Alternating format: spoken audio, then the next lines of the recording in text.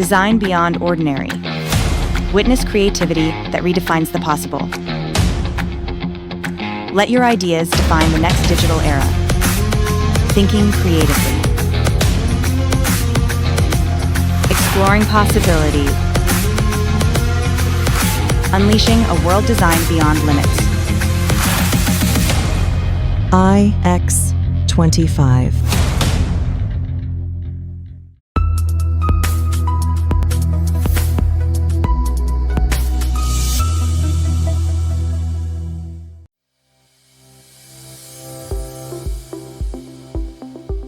Welcome to Westfield Campus, a modern online education platform that brings world-class learning to your screen. From Sri Lanka to the world, we empower learners through innovation, accessibility, and quality education. Our vision is to be a distinguished private institution that empowers individuals to become innovative leaders, forward-thinking professionals, and responsible global citizens. And our mission is to provide a dynamic and personalized learning environment that combines academic rigor with practical experience, fostering intellectual curiosity, creativity, and leadership. We are committed to offering high-quality education, promoting interdisciplinary learning, and preparing students to thrive in a diverse and rapidly evolving world. Through our commitment to excellence, ethical values, and community engagement, we aim to create a positive impact on both the individual and society. Westfield Campus, empowering individuals to achieve personal and professional success.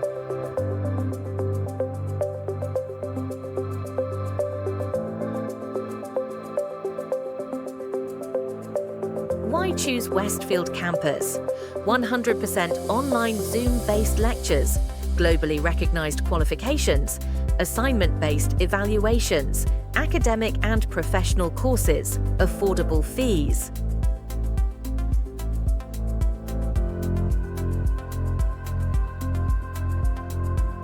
Courses and programs offered by us: business management, human resources and psychology, quality management, information technology, artificial intelligence.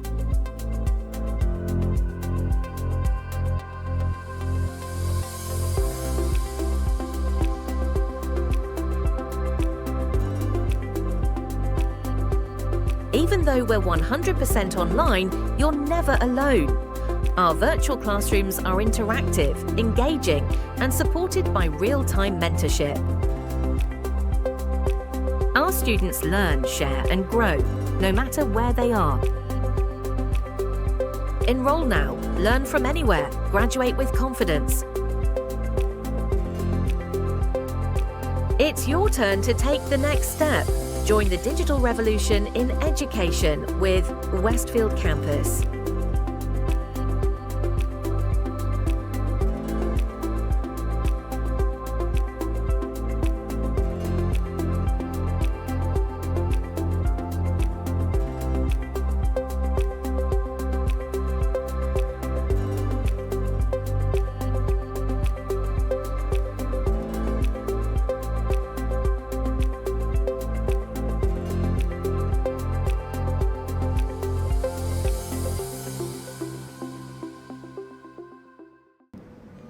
Good morning, everyone. On behalf of the IEEE student branch of IIT, it's my absolute pleasure to welcome you to Workshop 2 of IX25. I'm Pavitma Fernando, and I'll be your moderator for today's session. Today's workshop gives us a chance to explore what makes a product truly exceptional. Beyond visuals, we'll focus on design principles that make sure user behavior and create seamless digital experiences. Whether you are starting your design journey or refining your skills, this session aims to broaden your perspective and transform the way you approach a Figma file. To guide us through this journey, we have a speaker who is willing to share his hands-on experience with us today. He is a seasoned design professional with a wealth of experience in crafting intuitive design products. Currently serving as the Associate Lead of UX Design in Atmoz, he has proven track record of blending aesthetic appeal with functional strategy. His work focused on solving complex user problems through clean, thoughtful design, and he is here today to share those industry secrets with us. Please join me in welcoming Mr. Mino Gallawatta as he walks us through design philosophies of modern UI UX. Sir, the stage is yours. All right, everybody can hear me, right? Can you hear me? Yeah? All right, good morning. Say it, good morning. Again, good morning. I know it's a sleepy morning, it's very dull, it's very, Saturday morning, everybody's sleepy, but let's keep it a bit engaging, all right? Cool? I'm going to talk about why the world is the way it is, right? The introduction was about industry secrets, but it's not going to be a secret, but these are some of the philosophies that are used in the industry and that are used in design that has been used for a millennia. But understanding what they are and figuring out how to use them is what makes a great designer, what differentiates a great designer from a good designer. All right? And the way that I'm going to present it is to take everybody through a journey about how the world has evolved into what it is today. And I'm going to talk about different philosophies that are associated with this evolution, so to speak. Make sense? Great. So that's the presentation. Why the world is the way it is. And it's going to be from the perspective of an exploration of modern design philosophy. Hi, I'm Mino, and yes, that's the full name, not Mino, it's just Mino. I started as a writer. My career began as a writer for mostly learning material. Come to the front, Mali. Come to the front. I'm sorry, I'm doing the classic lecturer thing, but it's easier for me to speak to this than to that, okay? I started as a writer and then became a designer and then have been a designer since. In my spare time, I like to paint and play some music. But yes, immediately after school, I began writing and began designing and haven't stopped since. This is my career progression. In 2018, after I graduated from school, started writing as a content developer or instructional designer for mostly corporate learning material for XR and VR. Those days it was very rare. But one company did it called Zero Gravity. They're still a startup and they went on to win the Adobe Learning Awards. And I wrote for them for their instructional designs as how to teach people things. And after that, I became the English team lead for them, and then I switched my career because I got selected into university for information technology and management. And I started my career, the UX career at Root Code. Might have heard about it, at Root Code Studio. And I've been in Root Code Studio for about 2 years, and then went to IFS as a senior designer, and then currently I'm the associate lead for Atmoz. I'm leading a team of designers, and we're making a carbon management platform that enables companies to convert their financial data into carbon data. Not going to go much into that, but I want to preface by saying some things about how the sort of things that I'm going to talk about. As we prefaced previously, some of these things might feel like they're not directly related to the way that you transform a problem into a Figma file, right? But they're going to be a collection of thoughts that should be kept in the back of your mind when you're making something so that you make the right thing, if that makes sense. They're mostly a collection of thoughts about the way the world is. Why is this desk like this? And why did it do that? Right? Why is this chair like this? And why is this projector like this? And how it had come to become that thing. Number two, how do we as designers find meaning with the responsibility to define culture? I'll get into that. Might not make sense right now, but it will make sense at the end. And number three, personal philosophies about satisfaction related to labor. What I mean by that is, whenever we do work, that should bring us satisfaction, that should bring us happiness. The way that we do things and the things that we do should bring us happiness, and how we find meaning and satisfaction by doing what we do. Get to that at the end as well. And this is what I started with. Design is a lot about talking. It's about explaining your premise, explaining why you made certain decisions, and explaining how you go to that place in the first place, right? So I want everybody to talk. There will be places where this is interactive, and there's prizes. Spoilers. There's going to be prizes for those who talk. It's not going to be massive, but there will be. I'm trying to Pavlov this out of you guys. 3 sections plus 1 additional section is what it's going to be like. Number 1, where we come from. Number 2, where we were. And number 3, where we are right now and why. There's a follow-up section that's related to design and culture. But we'll decide if I'm going to do that and do that part or not at the end, depending on time, because that's going to be a bit complicated. Number 1, where we come from. This is the talking part. What are the common things? What do you see? Very easy question. Anybody can answer. What do you see? What is it? Out loud. Tools. Exactly. Yeah. Give it a clap. Clap, clap, clap, clap. Tools we use. You want to give? You want to give? Huh. Give it. Don't show it. Yeah. Tools. What else? One more answer. One more.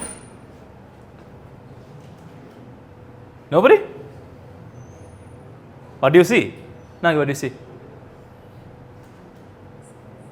Fossils? Yeah, right. Cool. Not clapping for her, just for her. There you go. Much better. You want a gift? Do you want a gift? No? Okay. You have to ask for it because I have a limited amount of gifts. But yes, exactly right. The tools. But the commonality between them is that they're prehistoric tools.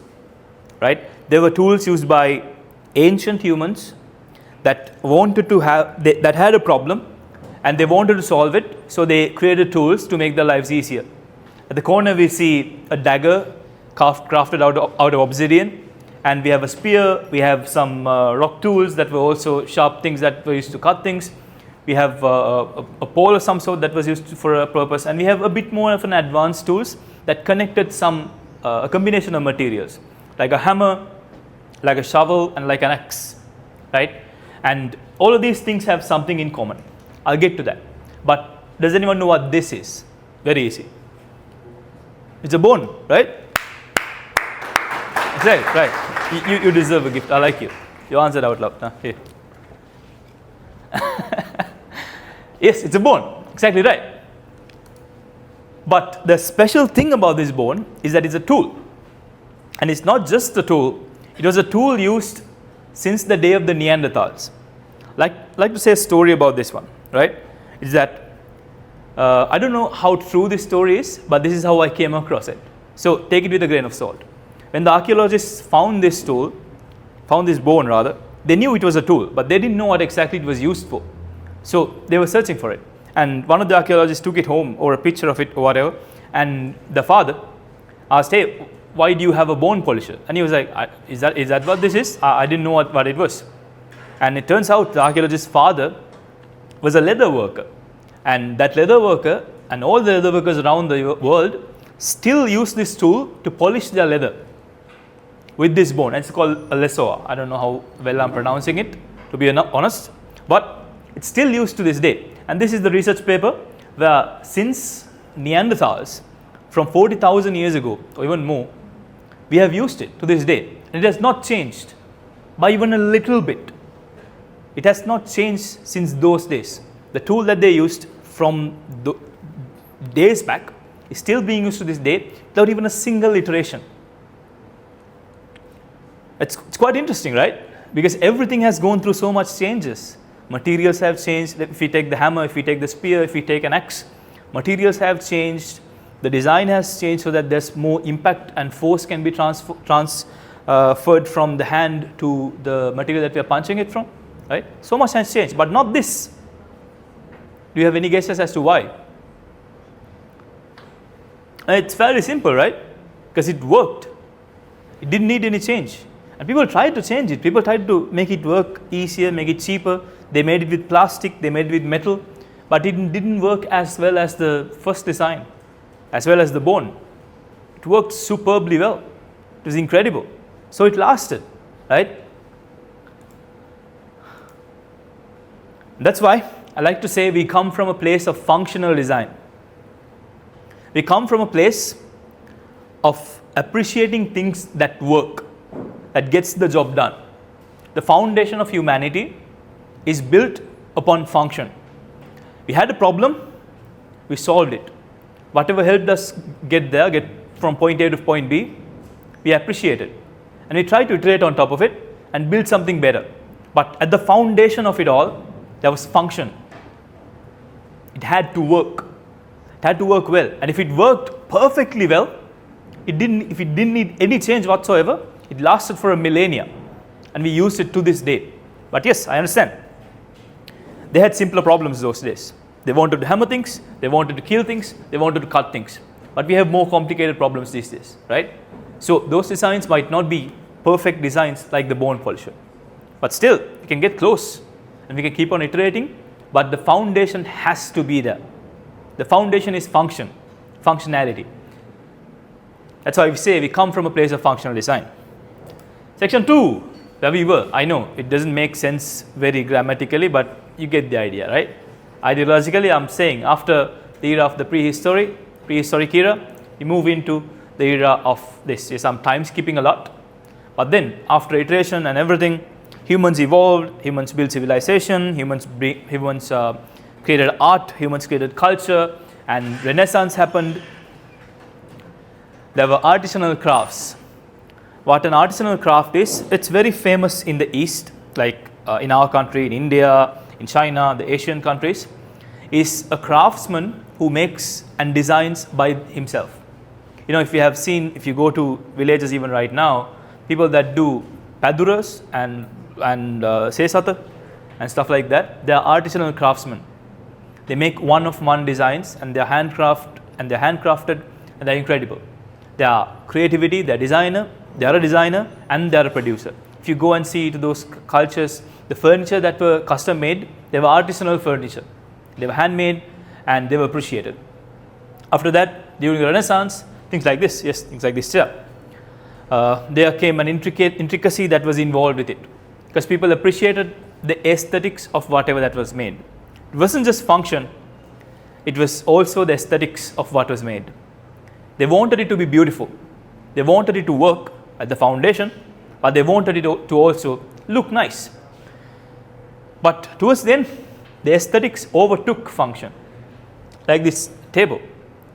You know, it sometimes happens, right? If you go into a museum and you see a chair, you'll be like, yeah, this cannot be comfortable to sit on. Like if you see a Sri Lankan throne from a king back in the day, probably was not that comfortable to sit on, right?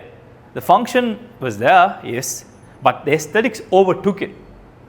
The focus was on making it so beautiful that it compromised on it working, getting its job done.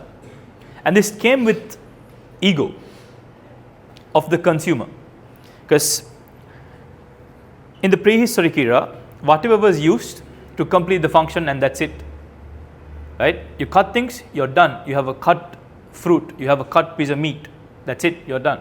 But now, with the evolution and with the explosion of civilization, there was an ego attached to the things that you use. Even right now we do, right? If we take something as simple as a t-shirt, there's our personal ego attached to what we wear. We call it our style, right? And then people wanted to display this ego so much, and there was class separation, that this aesthetics became more important than the function itself, because the culture appreciated it more. There's functional things everywhere. They could find a knife that worked from anywhere, but they couldn't find such an artisan, intricate knife. Not everybody could get it. So it was more appreciated. The demand was towards aesthetics, so it overtook it. But, I actually already talked about this. Why is it important for things to look good? Because the things that we use should bring us pleasure. It shouldn't just get the job done. Yes, it was alright, it was enough in the beginning. It was enough that it did the job in the beginning. But if it also did this, if it also looks good and feels good to use it, and also boosts our ego and makes us feel good about using it, it's ideal. And this is a very intricate dance of balance. And this is, first we're going to talk about these two functions of design. On one side there's function, and on one side there's aesthetics. And you should choose and pick which sides that you're going to put your weight onto. It's a very intricate dance of balance. Yes, you can capture a market with just function, or you can capture a market with just aesthetics. But whatever looks good must work, and whatever works must also look good. And that balance has to be struck depending on what your market is, right? For an example, things that works perfectly, Microsoft Access, it works, right? But horrendous to use, so nobody uses it. Not that many, right? Microsoft Teams works, right? Function is there, and most of the companies use it. But how Slack overtook them and took the market by storm is by just being cool to use, right? Same function, underlying function, but they created a layer of aesthetics over it, and you can capture a market with that. Oh, getting back into history. Industrial Revolution was a big deal, right? It changed hands from these artisanals creating their productions to having a boom and transforming that into machines. So when it comes to the first industrial design, this is credited in some places, the hand mold designs to print on paper, on books. And that was Johannes Gutenberg. In the previous era, it was one design, one output, like I said before, right? For the most part, maybe a craftsman made 10, but it wasn't explosive. But with the Industrial Revolution and the steam engine and the motors and everything like that, and even electricity eventually, not immediately, but one design could be transformed into infinite amount of output. If you design a chair, that could be sold to 1 million people across the world. And that was a big deal, right? Because that's where industrial design properly became a thing. You probably have seen this chair, right? Even in Sri Lanka, it's everywhere. And it was made back in the day, during the Industrial Revolution. It's the monoblock chair made by Douglas C. Simpson. And he made one design, and it's still being sold to this day. And because of how important mass manufacturing is, and how important it is to figure out what you're going to make before you make it, because if you don't, it's going to be losses of millions and millions. If a craftsman messes up, it's only going to mess up one product, right? If he messes up one painting, it's only going to mess up one painting. But if an industrial designer messes up, it's going to mess up millions and millions of users. It's going to cost so much, it's going to be so much time consuming, and he's going to probably get fired, right? So because of that, planning before mass manufacturing became mandatory. And that planning phase was what we now call design. Then domestic electricity came. Then this is an electric kettle, right? Then all the appliances that were used at houses were transformed into electrical appliances. Product design became a thing. But the interesting part about this is, why does this kettle look like a normal kettle that you put on the stove? Any ideas? Does it have to be? No, right? Kettles nowadays don't look like it. But when it was first introduced, it did. Interesting, yeah? Why was that? Because people don't like change. They like to see things and feel like they have a cognitive association, a previous cognitive association with it. Like for an example, anybody know what skeuomorphism is? You all are designers, right? Should know. Raise your hand. I'm not going to ask what it is. Raise your hand if you know it. Skeuomorphism. No? Right, I'll tell you what it is. Skeuomorphism is taking something that's in the real world and putting it in a digital space, so that we have a cognitive association already with the existing real world existence of it, so that we relate that real world existence into the digital space. Very simple example: when you delete something or clear your recycle bin, we hear a noise that like crumpling up paper, right?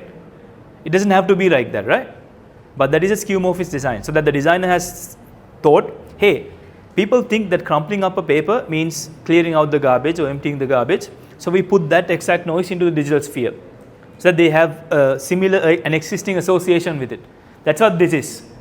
Peter Behrens designed the first sort of electric kettle line to look like a normal kettle, so that people first build an association thinking, hey, I know something about this already. And then you can eventually implement stuff on top of it and do iterations and make it better. But yeah, all habits were very hard to break, so that's why this was needed to be done like that. But at the end of the day, there was one underlying function, one underlying philosophy, and that is functionalism. function above all, function at the base of it all, deciding everything. Slight pivot into culture, because I said I'm going to talk about that as well, is that mass manufacturing had a massive effect on culture. And this relates to what we experience today as well. So that's why I wanted to touch on this a little bit. For the consumer and for the person who made it, for the designers and for the producers. I'm going to start with this section, for the creator. First, the action, the art of production was shifted onto the machine. Rather than having people that made pots, having potters, there were people that were machine operators that made potters. So there was a machine in the middle. That's what's happened even right now, right? Imagine that you were taken, it's a very famous meme. Imagine that you were taken 1,000 years back and you get a time machine. You're taken 1,000 years to the past, and you have the ability to teach those humans anything. What can you teach? Right? Maybe something very simple like painting a tree, how to draw a rabbit with 533, something like that, right? I mean, does anybody know how to make electricity? Probably not, unless you're like a proper engineer. Does anybody know how to make a computer? No, right? But designers, we're useless. What are we going to do? Draw on sand about a UI? No, pointless, right? Without the machine in the middle, we are pointless. And that started happening with the Industrial Revolution. If we take a human immediately before the Industrial Revolution, they're probably like, oh, I'm a flag maker. I know my craft. If we took that person 1,000 years back, they'll be able to teach people how to make flags. We have so much more information than the previous humans did, but we have a layer of abstraction in the middle. Without that layer of abstraction, that computer or that machine, we don't know how to do anything. It started happening in the Industrial Revolution. But the positive part was that efficiency skyrocketed. Previously, they could make one item and they're done. But now they can make hundreds and thousands because the machine helped them, right? But with that, design and production became two distinct disciplines. Previously, the design was done by the same person for the most part, and then the production was done by the same person. But not anymore. It became two distinct disciplines. And for the consumer, the products became so cheap and accessible. Things sometimes, for the most part, before that, were so exclusive because they were all handmade that only some of the classes could afford some certain luxuries, right? But now with mass manufacturing, all of us can have certain things, right? If we lived in a place where every iPhone was handmade, most of us wouldn't be able to afford it. But now we can, up to a certain extent, because it's mass manufactured and it's cheaper. So culture became more accessible and it became more worldwide, yeah? Quality flow of the products increased. Previously, the flow of the products that were used by the people that were poorer was so much worse than the people that were richer. But now that gap is becoming slightly flatter because people have a slight quality standard at least, yeah? And universal experiences became a thing, right? A TikTok that we have seen, probably a kid in America has seen. That was a universal experience of shared culture that was never before experienced by anybody. But individuality took a hit. I'll talk about this in the future slides. This is a quite nuanced take, but as I said, the art of creation was separated from the creator. And we have some sources arguing against it. And Ananda Kumaraswamy from our country was a strong voice for this. And this is from his book called Medieval Sinhalese Art. And in his prelogue, he talks about, let's start from here. By the growth of commercialism, the systems of production under which work of European machines and machine-like men has, in the East, driven the village weavers from his loom, the craftsman from his tool, and the plowman from his songs, has divorced art from labor. What this means is, if we ask somebody right now who is in the labor force, right? Let's say me, what is the art that you do when you're working? I'll be like, nothing, right? Most of the time, nothing. But if we go and ask a farmer those days, what is the art that you do when you're working? They'll be like, oh, I sing songs so that the elephants don't come into my field, right? There was a certain marriage between the art and the labor that the people did those days, especially in the East. We have so many songs like this, poems like this, right? We have Paru Kavi, we have Gel Kavi, right? We have Goyang Kavi, so many. And all of these arts were associated with the craft, right? But with the Industrial Revolution, this was completely divorced.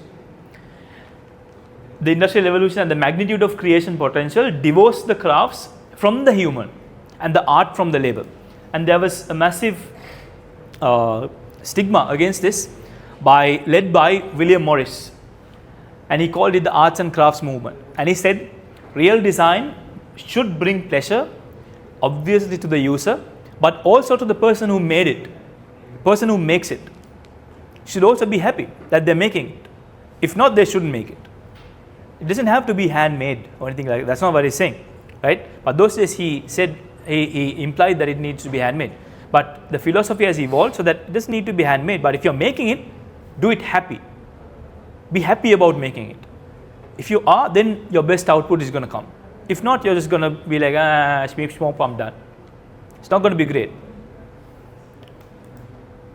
As for the consumer, he said, have nothing in your houses that you do not know to be useful or believe to be beautiful. Coming back to the point that why is aesthetics important, is that he said, if you are using it, it should bring you happiness. And if you're creating it, it should bring you happiness. This is a very nuanced discussion. I'll get into it if we have time, right, at the end. But now, there's another pillar added to what I said before. The dance of balance has 3 now. 1, function above all. Your design should work. Number 2, design should look good. Your design should feel good and spark joy to the user. Number 3, you should be happy that you're making it. It should be enjoyable to make, right? 3 pillars, and it's up to you to decide whether that it does, and to make sure that it does. If it makes you miserable to make something, don't make it. I know this is very utopian and very easier said than done, but there are ways that you can advocate for it to happen.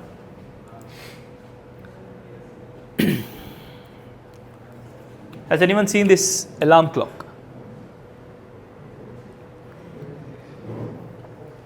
No? How many of you have iPhones? Raise your hand.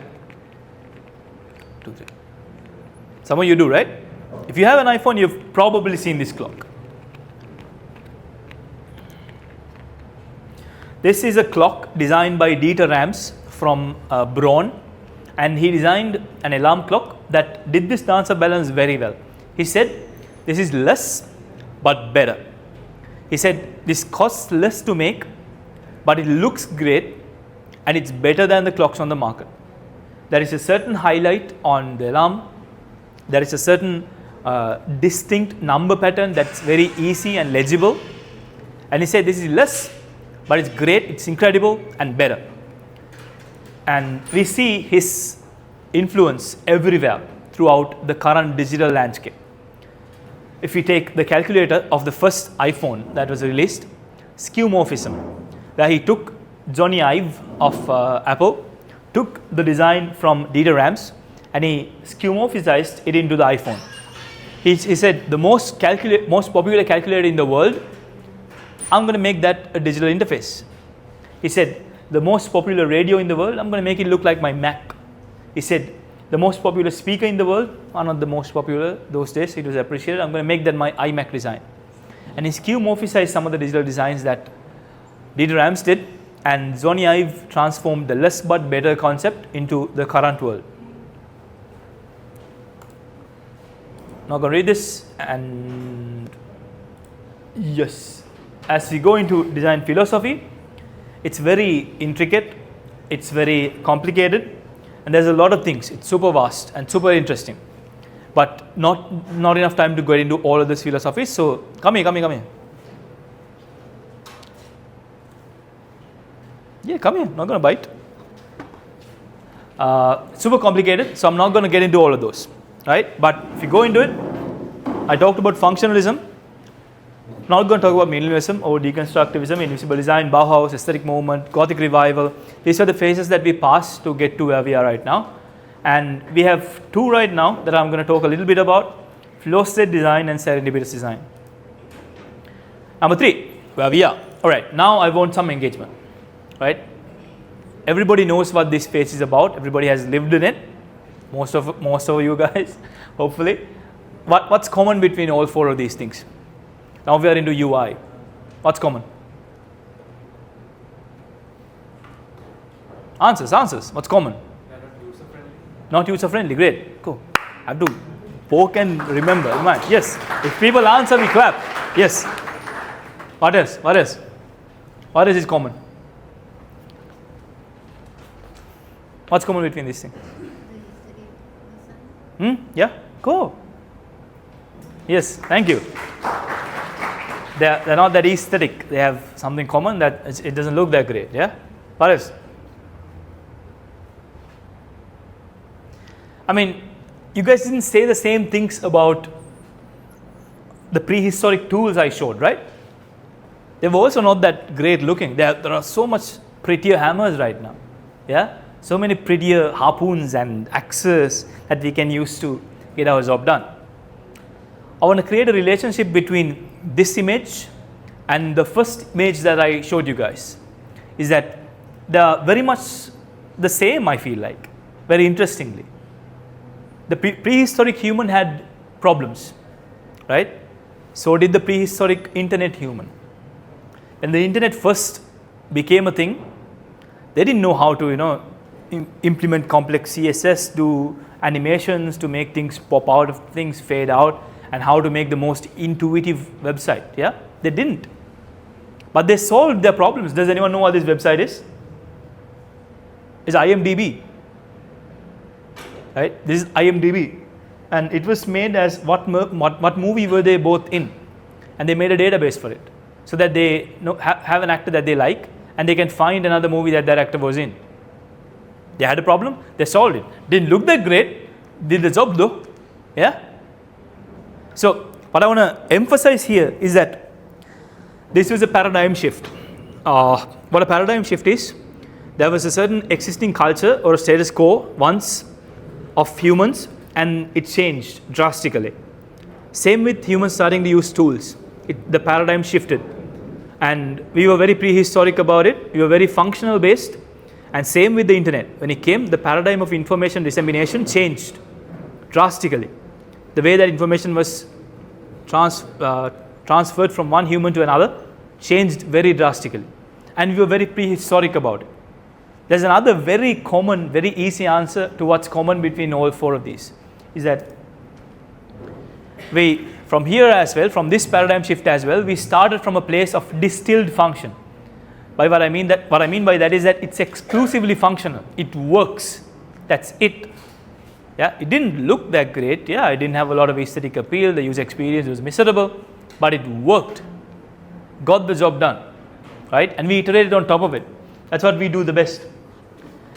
We made things on top of it, and now we're here. Ideally, we are at a place that has aesthetics. We are at a place that has function, and ideally, we are at a place that the person who made the websites that exist right now were happy. This is a bit messed up, but yes, they were happy. Or are we? Or have we come past it? I think we have. What's common between these websites? Are you saying again? Was it? And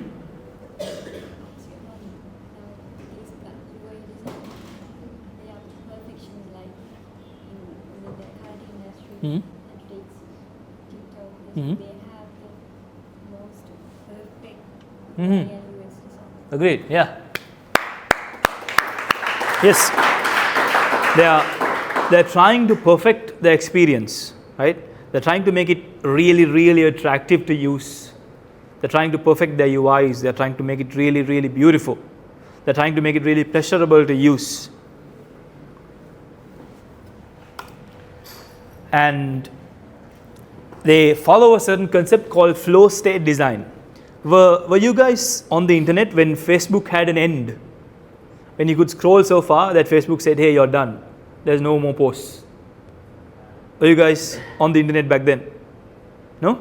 You were? Yeah, I mean, we were all alive. I'll tell you that much, right? If you were on the prehistoric quote-unquote internet, Facebook ended, right? You could scroll so far that it was like, no more. go outside, touch some grass, go ride your bicycle. It doesn't do that anymore, right? Nothing does. Everything has stories. And that's flow state design. I'll explain what it is.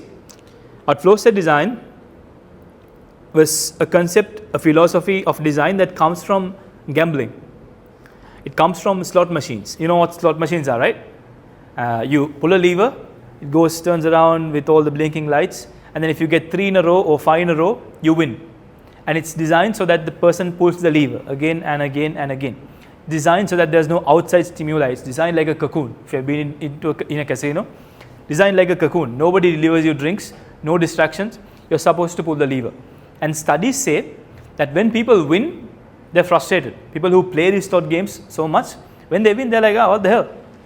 Because why do you think that is? Because it was a distraction. They didn't want that.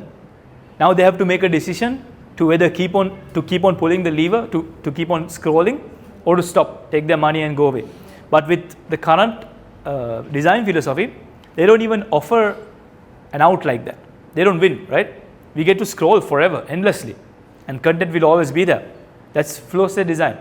Designed so that attention is completely kept within the application, and every bit of attention is squeezed out of every bit of user.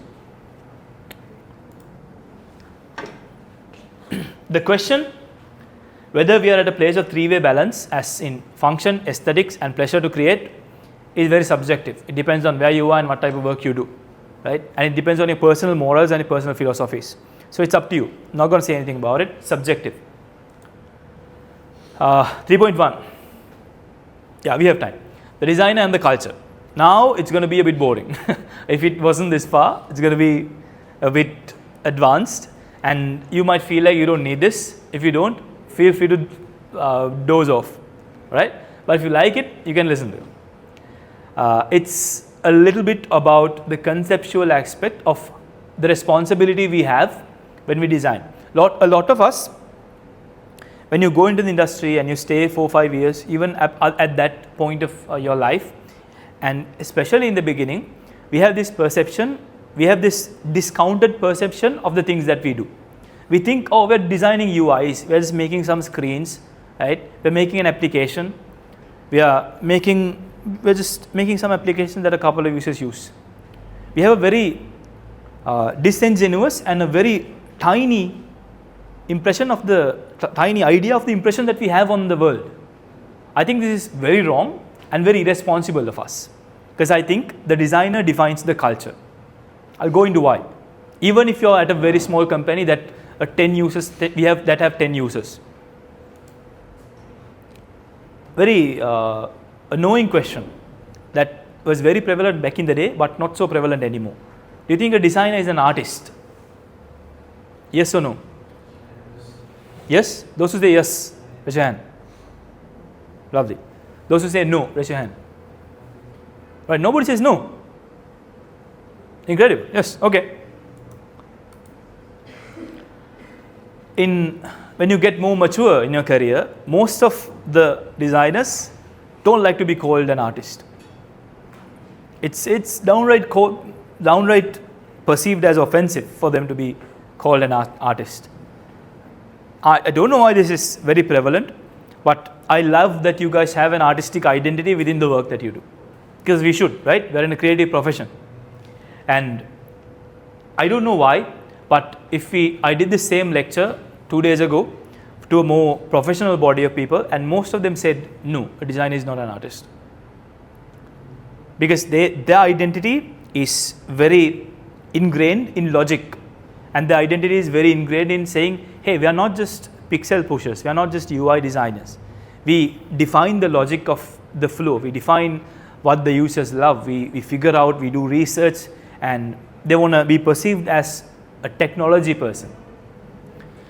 But I love that you guys are here and you agree that there is an artistic identity in the things that you do. And I think artistic identity is important regardless what we do. I think farmers have an artistic identity of their labor. I think teachers have an artistic identity of their labor. I think everybody does. And I think it's really important that we do. If we disregard it, and if we say, we can say that we are not artists, that's fine, we're not, we're designers. but there is an artistic identity within that classification, is what I'm saying. And because people are increasingly letting go of their artistic identity, the world is literally losing color. If you look around, how many colors do you see? There's white, definitely. There's black, for sure, right? There's some blues, there's some dark greens, right? Do you see any bright reds? There's one clock, right?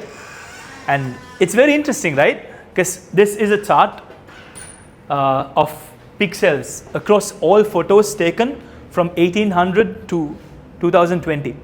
And the world is literally losing color, right? Blacks are increasing by so much, whites are increasing by so much, the reds are decreasing by a magnitude, right? Yellows, no, greens, yeah, see? The world is losing color. How sad is that? Right? The movies are losing color. And every one of us is responsible because we are designers. And the designer who didn't commit enough to their artistic identity, when the business leader said, hey, let's strip some of the color out of this and we'll make this black and white, and the architect that did this, they were like, I'm not dissing IIT or anything, all right? They didn't push back because their job didn't have an artistic identity. They were like, yes, it makes functional sense. It will be cheaper to make white tables and black chairs, right? It's definitely cheaper. But if that designer, that architect, that interior designer had an artistic identity within them to be like, no, let's make it a more pleasurable, colorful place so that the students come here, they're not falling asleep. They have to argue against it. This is movies, this is cars, this is architecture, and this is photos. Everything is getting stripped of color. Okay, a bit more advanced again. If you have done media, you might have come across this, but there's a philosophical concept called the medium is the message. And Marshall McLuhan said it. I wouldn't read this out because that makes zero sense. Nobody can understand what that means, but I'll explain it. The medium is the message. You know what a medium is, right? A medium is a way of transferring information. A book is a medium. A radio is a medium. Paintings are a medium. The software is a medium. And it disseminates information. First, we started from way back the oral tradition, but then we moved into books. The books were a medium, and Marshall McLuhan argues that the books themselves existing was more important than any one book. Does that make sense? In terms of culture. He said, but it's very tricky to explain with books. I'll move into radio and to TV to explain it better. When it comes to books, the household unit was centralized around the bookshelf. That's where everybody gathered, right? And then we moved from books to radios. And not everybody had radios. Maybe one house in the entire village had it, and the entire community went to that house so that they could experience the radio, right? He argues that the radio itself existing is more important, the design of the radio itself is more important than any one radio show. Now it makes more sense, right? He said the existence of the TV is more important when it comes to culture than any one TV show. Makes sense, right? Because everything in culture was defined by these mediums. People in the era where there were no radios, where there were no TVs, their culture was based on books. Their houses were arranged in books. They exchanged books. They even exchanged their love letters by putting them inside the book and giving them to your significant other. Very ingrained with culture. Culture was defined by medium. Same with radio, same with TV, right? Culture was defined by the medium. How humans experience the world was decided by these mediums. And that's why he said the medium is the message. So if I go into it in my own words, the medium through which information is disseminated is more important than any piece of information that travels through the medium. Any one TikTok itself is more important than any one TikTok that you saw. Because that's the way that we experience culture. And the medium, this is the important part for us. The medium decides and influences the collective human experience. What our life is decided by the most common medium of that era. If we lived in the era where there were books, that were most prevalent, that culture, that book, that medium itself would have affected the way that we behave, right? The way that we experience the world, the way that we see, the things that we see. Same with the software. And that influences culture right now. And that influences it the most. But the cool part is that previously it was mostly about shared experiences with a broader community that was around you. Your immediate community, your village, your house, your siblings, your family, immediate surroundings. But now it's an exclusionary expression that excludes the immediate surroundings but includes the world, the universe. Everybody around the world, it's included. But your immediate community, not so much. It's an exclusionary experience. But I'm not trying to be completely pessimistic about this, right? Culture and art is more available and accessible than ever before, right? More than books, we don't have to buy culture, right? We don't have to pay for culture for the most part. Yes, we do, obviously, for data and Wi-Fi and stuff like that. But the culture is on our fingertips. What I mean by culture here is things like a piece of art that somebody made coming on your Facebook feed. A meme that somebody made. Could be art, could be culture. That's what it is, right? And the problem is, just like every medium before, just like radio, just like TV, this is also vying for every bit of attention. A person that writes a book wants you to read it, wants your attention, right? A person that makes a TV show wants your attention. But just like that, TikTok is, YouTube is as well. Yeah? So I'm not trying to be very boomer about it, right? I'm not saying that, this generation is messed up because we are using this. Not really, right? It's just like before. It's the same thing. But the cooler part is that this medium is successful. More successful than anything has ever been before. Because nothing has been as accessible as a phone. Right? So successful in grabbing your attention. But the part where we come in is that this medium is very malleable. It's very changeable. A TV was a TV. Yes, it evolved. The major breakthrough of TV was color, and it was one. Right? And then maybe cable. Maybe that's the second one. But it didn't evolve much past that, right? But this medium is ever malleable. Every one of us, if you are making a software, we're contributing to that medium. Not the messages, the medium. And that's important, right? That's insanely democratic. So each of us have a power. We are in charge of the message. Yes, we are in charge of how the message is delivered. And by extension, the medium. Because the medium is the message. And we are in charge of the culture by extension. Every bit of software that we make influences how a person somewhere that uses it sees the world. And we are in charge of the experience that every person receives. At different scales, right? A designer that works at Google has more impact on the world experience than you and me. But the stuff that we make, somebody ideally uses, yeah? Even 10 people. So we influence their lives. Does anybody know what Sonda is? It's a concept. It's again another philosophical concept that every one of us, maybe a bit weird, every one of us is leading a life that is equally vibrant and brilliant as well. Like, I'm not just a person that randomly appeared out of nowhere to do a lecture to you guys. I also have a life. You also have a life. You also have a life. Each of us does, right? And those lives are built with tiny little experiences throughout time. And each of that experience was designed by somebody.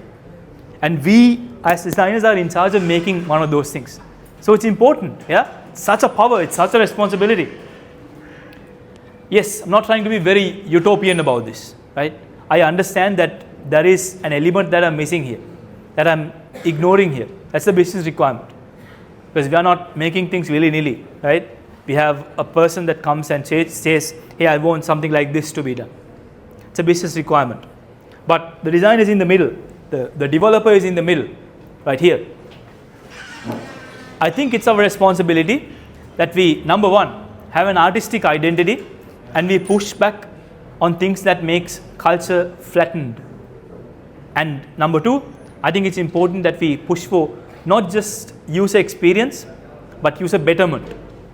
It's not a very popular concept yet, but I'm trying to make it. And there are so many other designers that are trying to influence other new designers to make this a concept. It's not just user experience, it's user betterment.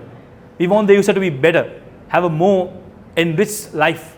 So I think we should advocate for it, right? And if we do, the user and by extension culture becomes a little bit more vibrant, becomes a little more enriched. This is from a presentation by a senior designer at Base called Aurelia de Azambuja. I'm sure I'm butchering that names, for that I'm very sure. And her presentation is about how to make the logo bigger when the world is burning.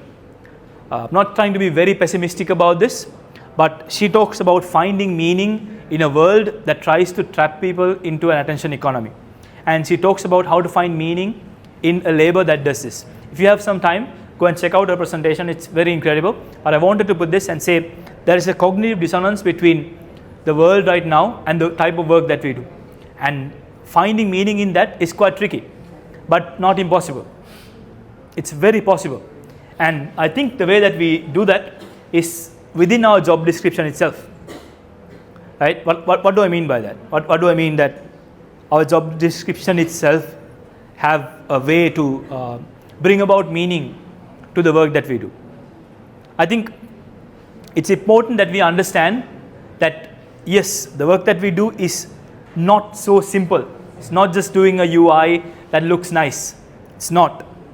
Right? If it is, it's your responsibility to make it not so and to broaden your horizons and push back. I think we are responsible, and the designers that came before us are responsible for the world that we live in right now.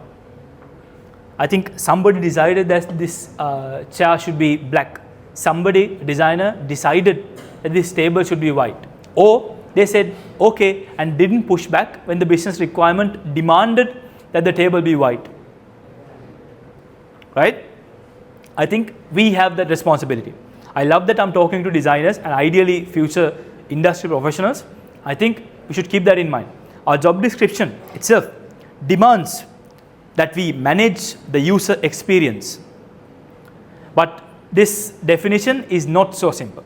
Again, I'm reiterating, it's not just the user that the platform it's not just the platform being easy to use, it's the platform being good to use. As in, if I use that platform, it should make my life better, ideally, right? That's why if you get $1 million to work at a gambling platform, are you going to? I mean, maybe if you want the $1 million, it's a personal thing, right? Not gonna say no to anybody or do anything like that. But that is up to you, right? Does the product that you make, does the thing that you design actually make the user's experience, not just the platform, but of the world, better? Or not? And we should do that very honestly. I think it should be very transparent and very honest that the work that we do has a massive ripple effect, a massive butterfly effect on the way that people experience the world. It's not so simple. It's very deep and very much of a responsible task. When I talk about this, right, to non-designers, I get the comment, hey, it's not that deep, bro. I get that a lot, right? It's not that deep. But I feel like it's deep if you're willing to dive into it. Everything is deep if you're smart enough, right? And I believe that the people that are designing the future of today are smart enough to understand it, right? It's a very complicated thing. It's very easier said than done. But I think the work that we do has a real impact. And we should keep that in mind. When you're designing something as simple as a button that pops up on a corner of a platform somewhere, that has impact on a very real life. I think design has a very real power to decide the type of experience the world receives.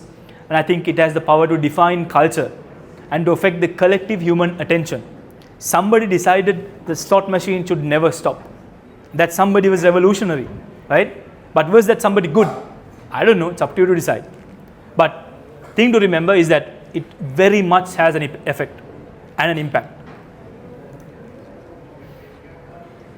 And the way that we find meaning within that type of work that we do, it's like, I'm not claiming that we are saving lives, we are not, right?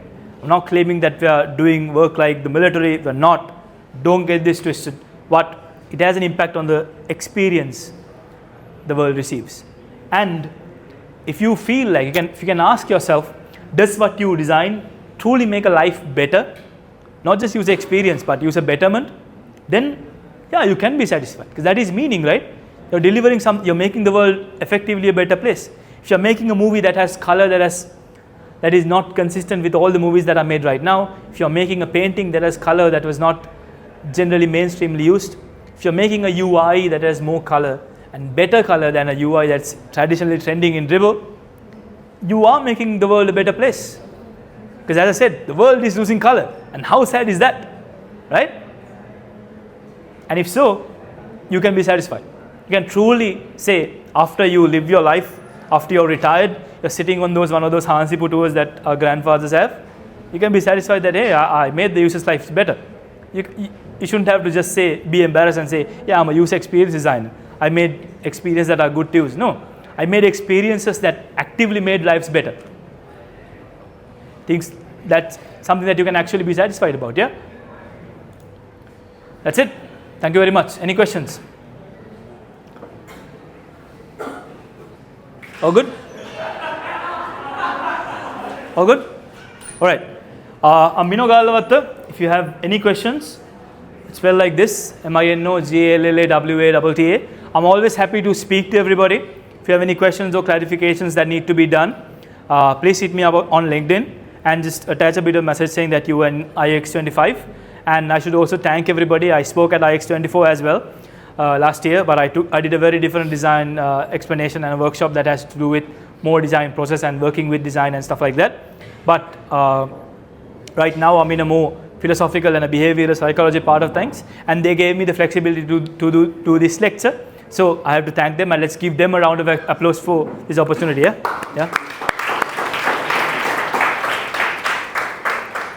Thank you so much for participating. I appreciate it. Keep that in mind, okay? Use a betterment, not experience. Thank you. Thank you, Mr. Mino, for sharing your invaluable insights into modern UI UX philosophies. Your session today bridged the gap between the theory and real-world practices, offering us a deeper understanding of thoughtful and user-centered design. We are truly grateful for the time you shared with us and for inspiring us to see design with a fresh perspective. I would now like to invite Ramaru De Silva, Project Co-Chair of IEX25, to present a token of appreciation as a gesture of our gratitude.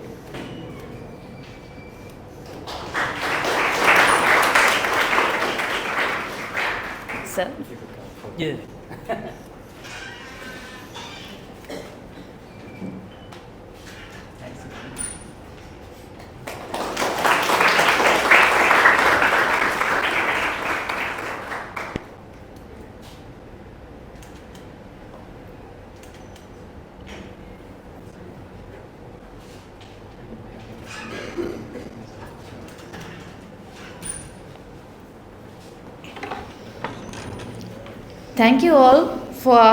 Thank you all our participants for your energy and enthusiasm. We hope you leave today with the new ideas and a fresh way of thinking about design.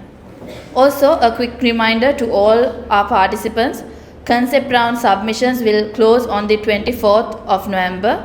So you still have time, so don't hold back. This is your chance to showcase your talent. You can submit your entries through our website, ix25.cloud.com. And also, now I would like to acknowledge our partners, our bronze partners, IFS and Westfield Campus Private Limited, for their generous support. Yeah, thank you so much for coming today. Before we conclude, I would like to invite everyone to come to the front to take a group photo. Thank you so much for coming. Have a great day. Design beyond ordinary. Witness creativity that redefines the possible. Let your ideas define the next digital era. Thinking creatively. Exploring possibility. Unleashing a world designed beyond limits. IX25.